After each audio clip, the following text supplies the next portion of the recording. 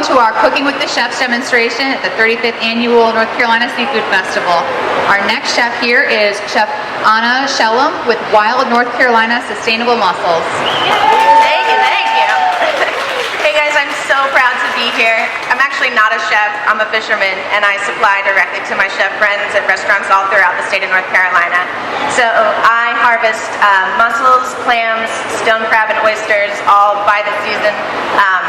Completely wild, all by hand, all by myself, and I absolutely adore it. So North Carolina mussels are very unfamiliar to most people.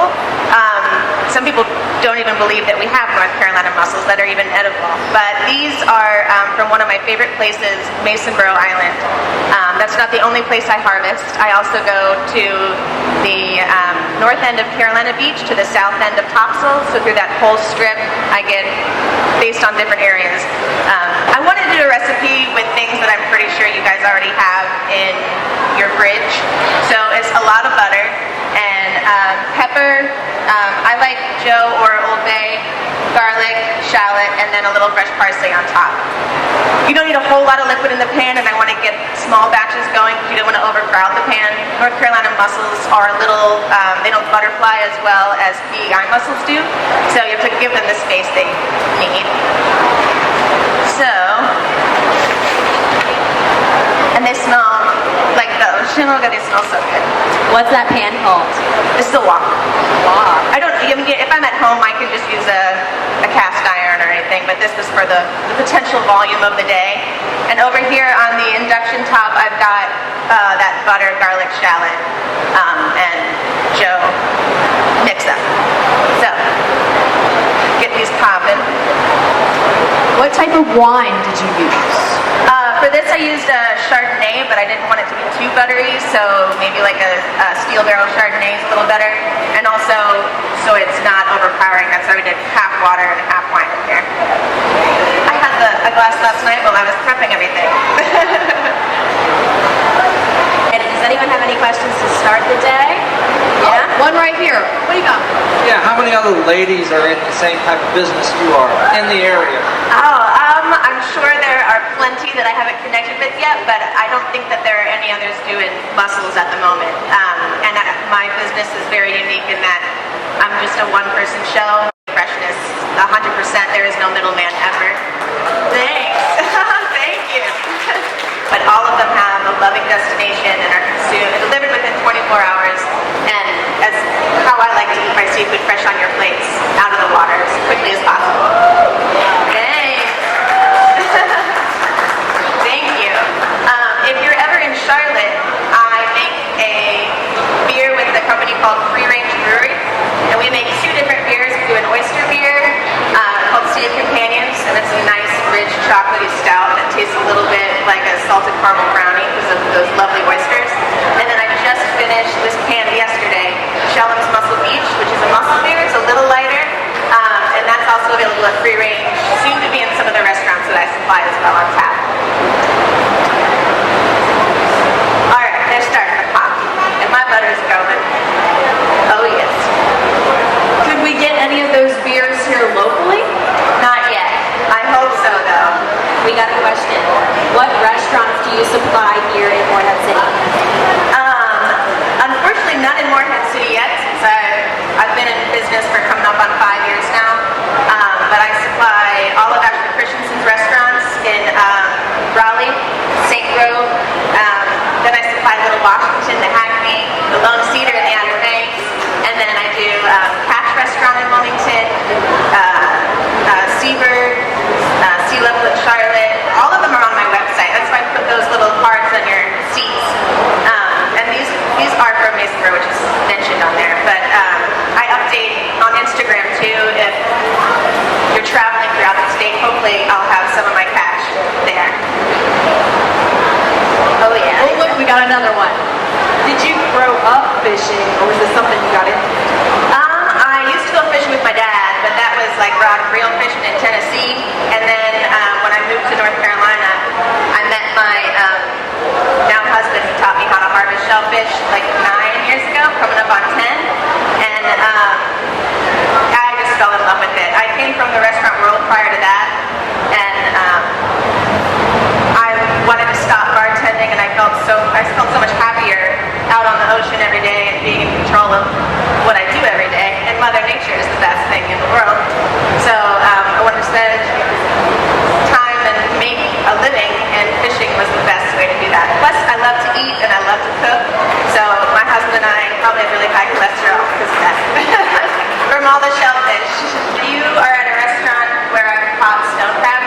them all by hand and I make my own traps.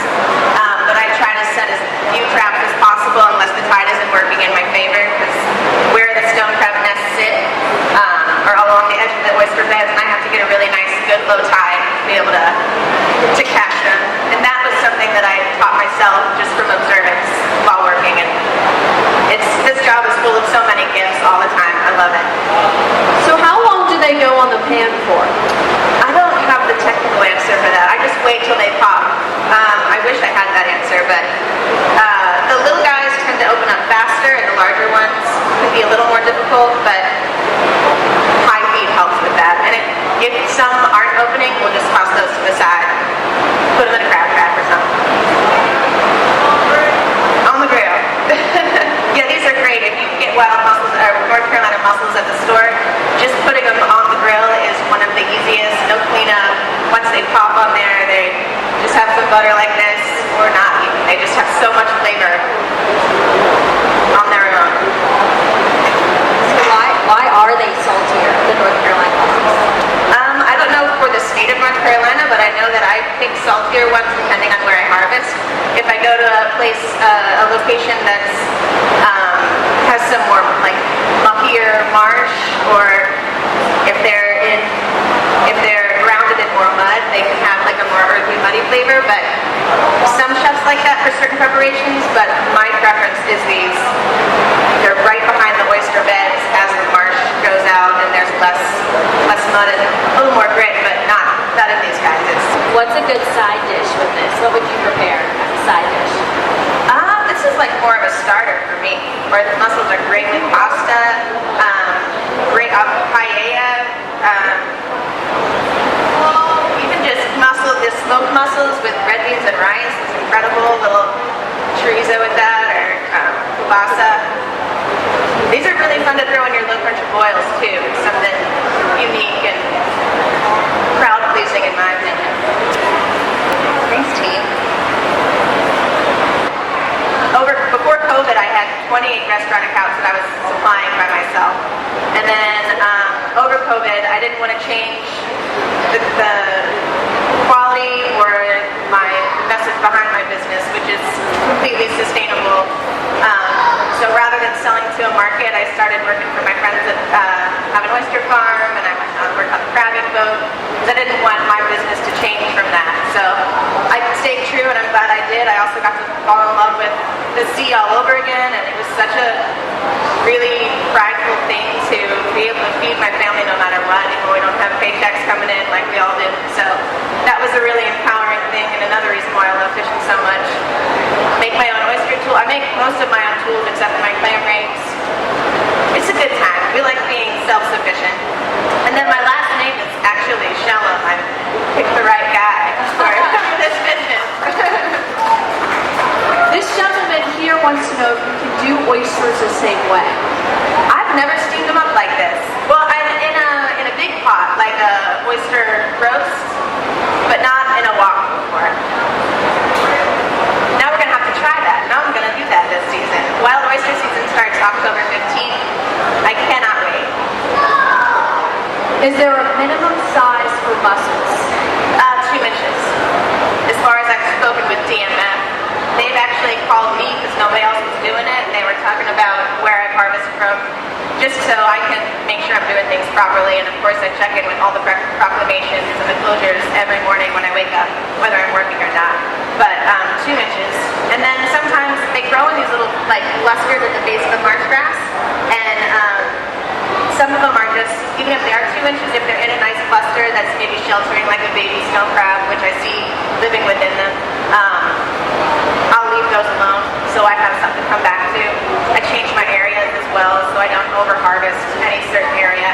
And then I got my little, I have a notebook that I write down while I'm harvesting if I see anything that, any changes or if they're not growing. But we had this whole wonderful summer to let them grow. I actually, over July and August, it was so hot and the earth was so hot that as a fish dealer, I have to get shellfish to a legal temperature before I can distribute it. So it's coming from that super hot earth, and I'd put them in my fridge, you'd wait 6 take off some time for July and August. But then when I went back after those 2 months of rod and reel fishing and baking in the sunshine, I saw a lot of positive growth, and that made me feel really good. Clams are a little trickier in my area.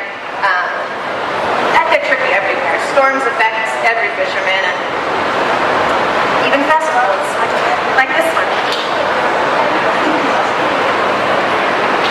You're steaming that with wine, right? I'm sorry? Wine, you're steaming that with wine? This is, wine was about up to here, and then I filled it with water. So that would cook off enough for this demonstration. But if I was at home, I'd have a little more time. Could cook that alcohol off faster.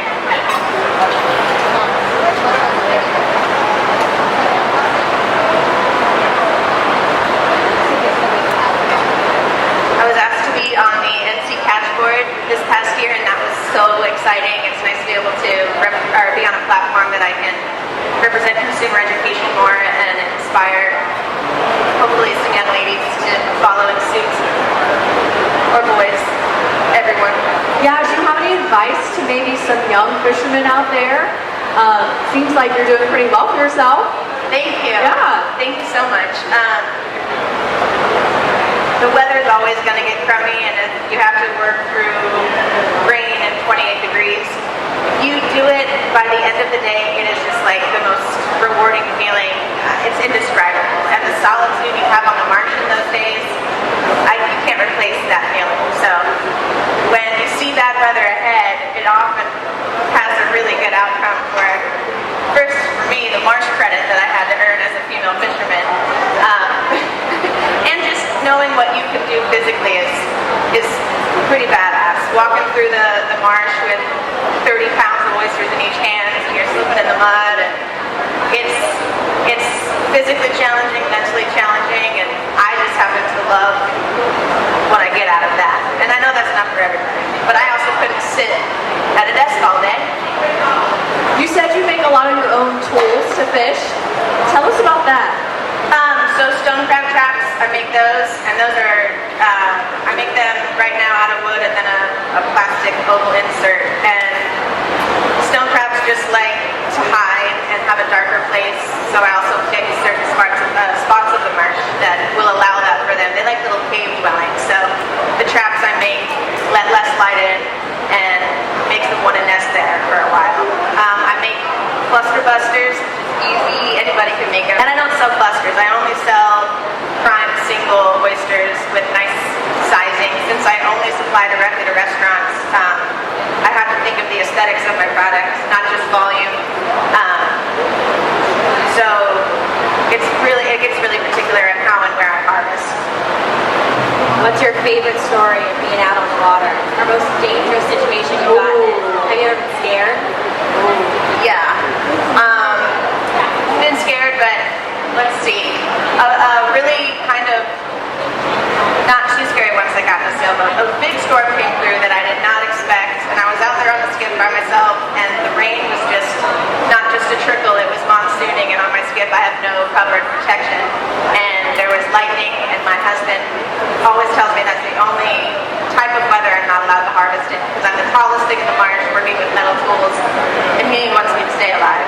So I can't do thunderstorms. So a thunderstorm came through, and there was an old sailboat on the opposite side of the marsh that luckily lost its mast, and I went and hid out in there when I got done harvesting, and that was a really, really neat experience. Since I'm inshore, since I'm an inshore fisherman, I don't have too many terrifying experiences with, too crazy waves, or I work in a very inviting environment for safety-wise. You've got to have the right boots and know where to go. Turn this down. So with the local mussels, I do like to cook them at a high heat when this pan is getting really, really hot. How long will it take you throughout a day to harvest? I know you said you have like 700 or like 1,000. Yes. So I have to work completely by the tide. Sometimes the tide hours really, but I can 6 to 4 hours. Sometimes if I get a north wind, the tide just does not drop. So really all I have access to at that time is mussels. So that's why it became my niche, is because I knew I could get them more consistently, and I know that's what restaurants and chefs look for. But to get certain oysters, sometimes I have to tell the chef, like, I'm sorry, Mother Nature just didn't let it happen today, and I'm very thankful to work with people that are understanding and have already expressed that to their customers, their clientele. Happier is okay with the plan B for their order that night. We have a question down in front.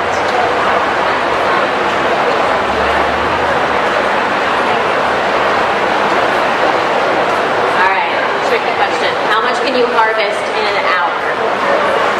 Mussels, I got at least 800 in an hour. If I am really focused. Sometimes if I only have a small amount of orders, I'll take my time and bring lunch too. But when I'm hustling, and clams, I've maxed out at 1,300, not in an hour. That was over 4.5 hours, and that was just with a little free-prong garden rig. So I need a chiropractor, I suppose. I'm back. Where can we find you on Instagram? It's Shallot Seafood Co.